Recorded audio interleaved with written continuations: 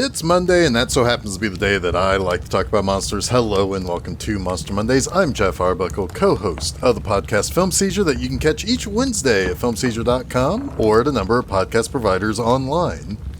I figured it would only be time before Marvel Studios provided me with something I could talk about on this show. In October 2022, Disney Plus released the first Marvel Studios special presentation for the Halloween season, Werewolf By Night, directed by Michael Giacchino. And we'll talk about the people behind the scenes of the special here in a bit, but we should start with the Marvel Comics character.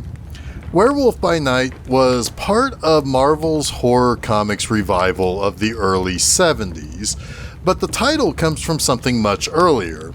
In 1953, before the wretched Comics Code Authority went into effect, Atlas Comics, as Marvel was known at the time, published Marvel Tales number 116, which featured the 5-page short story Werewolf By Night. Now, nothing about that story has anything to do with the 70s character, but it was the guys at Marvel reusing older ideas and titles to stories that just worked.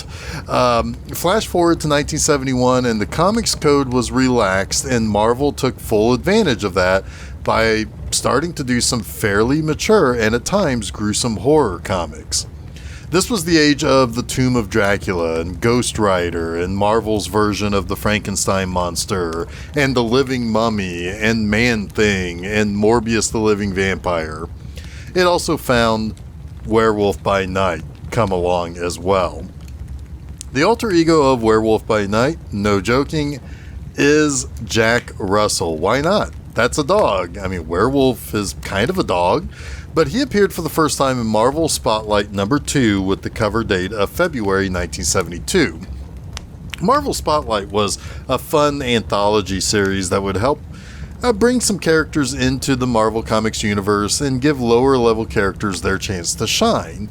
Eventually, Werewolf By Night became a title of its own and ran for 43 issues until 1977.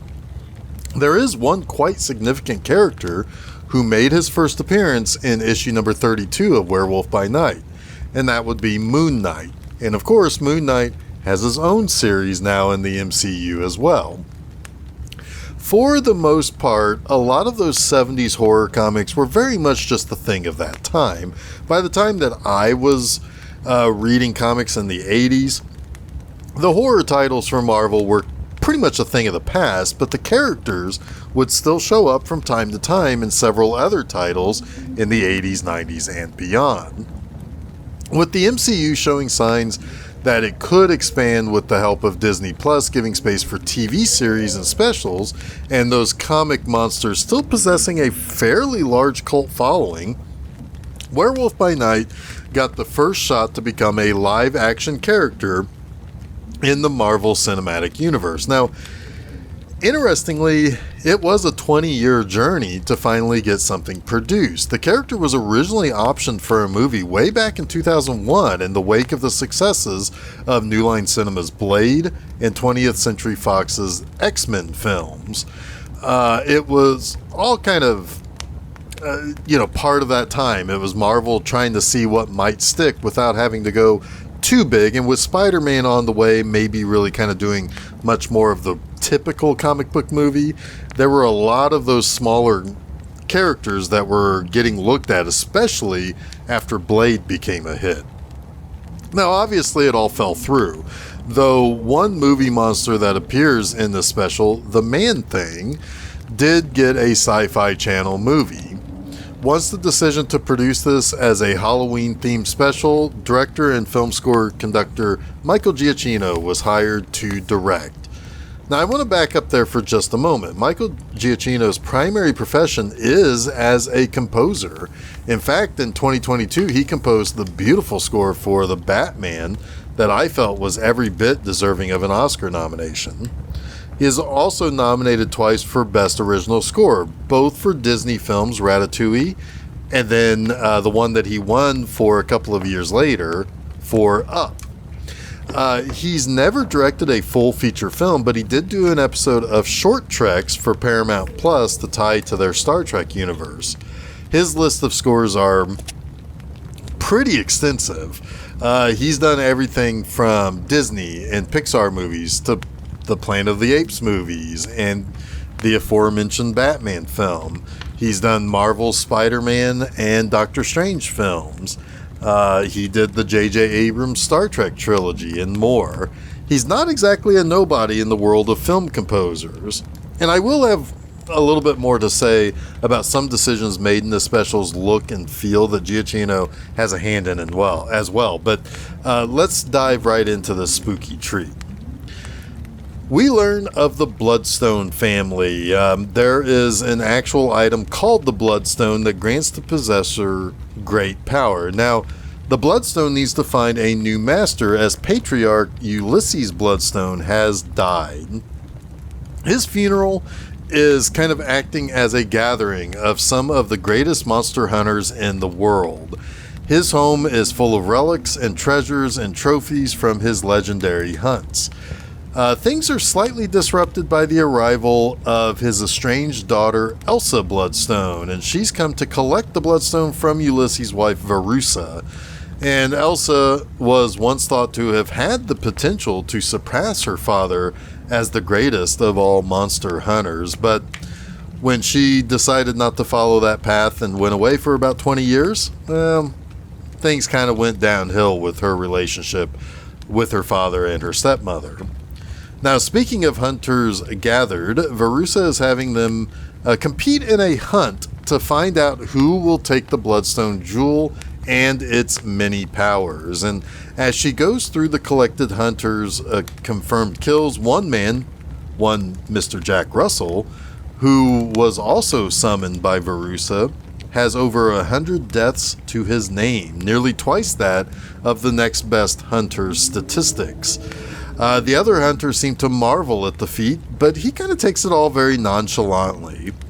To welcome all the hunters, Ulysses Bloodstone's dead body is turned into a theme park ride automaton, and he's recorded his voice to play a message as his body kind of moves around, like I said, kind of like one of those Disney ride automatons, and basically tells everybody that a monster unlike anything else ever hunted before will be released into the maze-like garden with various weapons hidden within as well, and the Bloodstone will be affixed to the back of the creature, which will both weaken it but also make it very angry. And the rules are simple. It's every hunter for themselves, and those who don't survive will be appropriately honored in death.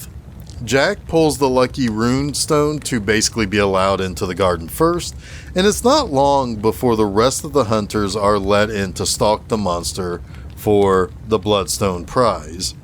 While Elsa deals with the other hunters being pissed that she joined in on the hunt despite not being summoned like the others, Jack finds the monster, and he refers to this monster as his friend Ted. Now, it's really Man-Thing, and I'll talk a little bit more about that name Ted a little bit later. But as he gives Ted his plan, Jack is overheard by one of the other hunters, and he's chased away and takes refuge in the Bloodstone crypt. But he ends up locked inside with Elsa, and Elsa quickly realizes that Jack isn't quite the hunter like the others summoned here are. He doesn't really want the Bloodstone. He's only here to save Ted. Now, he bargains to help Elsa get the Bloodstone if she helps him get Ted out of the compound. And eventually, Elsa agrees to help and finds a key in one of her relatives' coffins that will let them out. While Jack goes to blow a hole in the walls of the garden, Elsa stops a hunter from killing Ted, which gives Ted the chance to burn the hunter's head to basically ash and skull bits just by touching him. And that's kind of Man-Thing's thing. His touch secretes acid, so it's a pretty useful power when it comes to dealing with threats. Now, Elsa frees the Bloodstone from Ted before he runs away through the blown section of that wall, and when Jack tries to pick up the Bloodstone to give it to Elsa, it affects him pretty badly, which reveals that he too is a monster. Verussa captures Jack as well as Elsa, her sentence being that she was helping a monster free another monster, and he is forced to reveal that he transforms with each full moon, but don't worry, there's not another full moon for another 5 days. However, part of the powers of the Bloodstone is that it can transform him in moments without the normal rules that would apply to him. It's like a way to uncover a monster that might have like a normal human disguise. Now, Jack and Elsa share a cell together so that Verussa can transform him with the Bloodstone, and that he will then kill Elsa for basically betraying the Bloodstone name. Now, to try to protect her from him, he is trying to pick up her scent by smelling her hair, her hands, whatever he can to try to remember her so that he doesn't basically tear her to shreds when he transforms. He does mention that this is something that has worked, but only once before. Verussa enters the room and with the stone performs a ritual that basically transforms Jack into the Werewolf by Night. And Verussa seems fairly pleased with his transformation. That is until she gets a little too close to him and he grabs her arm through the bars. Now, luckily, the Bloodstones have guards with shock prods. Unfortunately for the people in the Bloodstone compound, Jack's able to free himself by bending and breaking the bars in the cage that he was put in. And he makes pretty short work of almost everyone in the compound. Everyone, that is, except for Elsa. He is able to remember her with his scent that he picked up from her. She helps Jack by taking on the hunters while he deals with the Bloodstone goons. And it's a pretty vicious slaughter of the guards by Jack. And Verussa attempts to fight Jack off with the Bloodstone. With each time that she shoots him, with the energy from the stone, he is able to get back up and, keep coming at her. But eventually it takes Elsa dealing with Verussa to stop the attack on Jack. Elsa collects her heirloom Bloodstone and tries to communicate with the werewolf. And he does lunge for her, but he doesn't slash her. Instead, again, he remembers her from her scent, and he runs off into the night. Now, before Verussa, who was only knocked out previously, before she can kill Elsa by shooting her in the back for betraying her family name, Ted crashes through the ceiling and grabs Verussa and burns her to ash and throws her bones into Ulysses' animatronic corpse and takes off after Jack. Elsa takes her proper place as the rightful Bloodstone heir, and Jack wakes up the next morning back in his human form and has a cup of morning coffee with Ted. Now let's get to the 3 things I like about the first Marvel special presentation, Werewolf by Night. First off, I quite like Gael Garcia Bernal as Jack. Now, part of this is his performance, and part of this is the wonderful design work that I'll talk about momentarily. But with him being a little less bulky, more thin, he's got dark rings around his eyes, and he doesn't come off acting or looking overly young. He brings this kind of mystery and weight to this character. He seems weary. Part of that, again, is his performance. He's obviously coming into this whole hunt pretending to be someone he really isn't. In fact, he's someone these people would want to hunt themselves. And he's kind of unassuming, but it's probably true that he does have over 100 deaths on his hands. And maybe add a dozen more before the end of the night as well. But if you really want to get a good werewolf performance, you almost have to hire an actor who, in the human form of this character, looks like he's carrying a lot of weight with him. He needs to look almost tortured about what he is and what he becomes and how he can't control what happens and who dies from that transformation. Bernal does this really, really well, and he's also likable while having a sadness that's visible in him. He's always acting courteous and nice and very friendly to people, but you can see it in his eyes. He's sad, and he's carrying this kind of weight of being a werewolf, and it's a really good, subtle performance. My second like has to go to Ted, aka Man-Thing. Holy cow, does he not only look cool, but He also does some bitchin' melting of people's heads and bodies and things. The reason why he's called Ted is probably twofold. First, admit it, you snicker when I say Man-Thing. Come on, that's a silly name that immediately makes you think of a guy's genitalia. But second, Dr. Theodore Salas is his actual real name, Ted for short. In the comics, Man-Thing has typically been considered a creature that is sentient, but on its own terms, and has some recognition of thought or reasoning, but this is because he is attracted to emotions. The character is an empath. If you are a person of good intentions and you don't react with fear towards him, you're good to go. But if you're a real jerk and you show fear, he will burn you to a crisp with his acid touch. He's very rarely depicted as having any kind of recognizable personality, though. Here, he's kind of reinvented. First, he's Jack Russell's buddy, and they seem to have had some adventures together. They have a way to communicate with one another. He knows his human name. He made coffee for Jack after he reverts back to human after a long night of werewolfing. What's more, and what makes him particularly fun and likable in this special, is that he's sympathetic and almost comes off as a Chewbacca type of character more than anything else. You can almost make out what he's saying in response when someone speaks to him. And he actually comes across kind of rather cuddly. I'd hang out with Ted. Plus, he'd burn my enemies to a cinder. That could come in real handy in some situations. Now, thirdly, this special is gorgeous. Giacchino has something here that looks like it belongs in the 30s or 40s. It's loaded with atmosphere. The black and white is beautiful. It's got fog. It's got title cards that look like a horror movie from that Universal Classic Monsters era. In fact, Giacchino is on record saying that Werewolf of London, Universal's first werewolf film, was the direct inspiration for this look and feel. It's a lovely special. Considering how well this show, my show, appreciates those classics from Universal, you have to know this special fills me with a ton of warm and fuzzy feelings, because you could take a couple of shots from this movie, or from the special I should say, and it would look like it would fit right in with those Universal classics.